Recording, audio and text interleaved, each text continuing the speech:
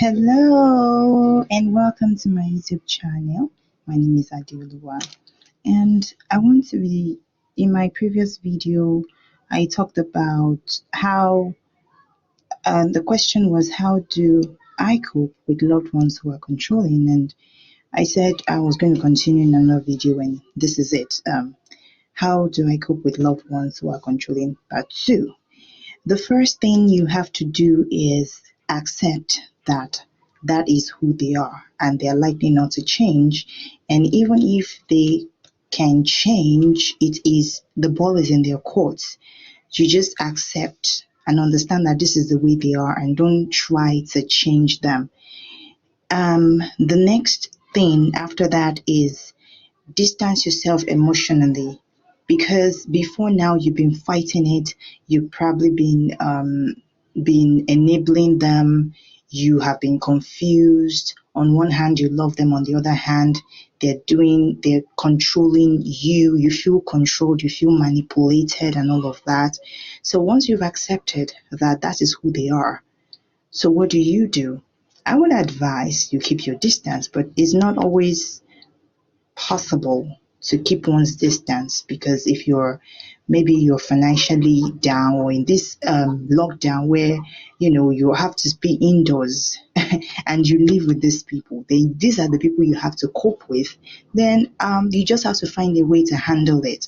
And so apart from accepting that, you have to emotionally distance yourself. This is for you not to get all riled and all unhappy, or emotionally high, and that would inadvertently affect your health eventually. So if you have emotionally distanced yourself, which means that you're not going to be a part of the negativity that they are pushing at you, you don't accept it to yourself. It's like, look at it like this: a boat has to float on the ocean and travel, for it to travel and get to where it's supposed to go to. The problem is not when the boat is on the ocean. The problem is when the water starts to get into it. So emotional distance is for you to close every avenue where negativity will come into your emotional space. Another thing you can do is the next thing you can do is being passive aggressive, which means you're not confrontational. Now, there's a two sides to this. You have to compromise on one side. You have to choose your battles. I mentioned that in the last video, which means that if it's not that important, let it go. Do you understand?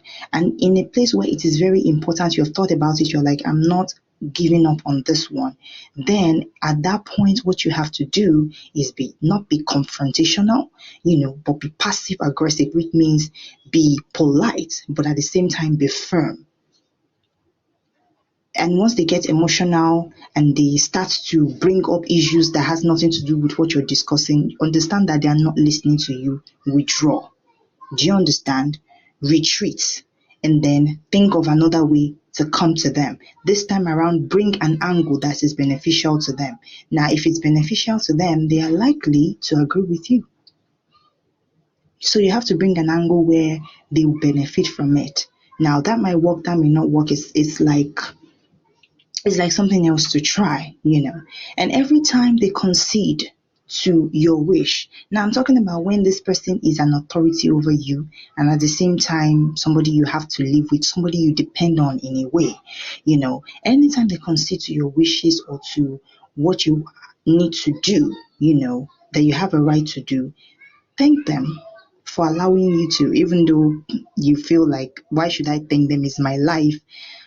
I don't always have to, you don't always have to control every minute detail of everything I do, but don't put that out there. Otherwise, you're going to start a fight you can't finish. So thank them.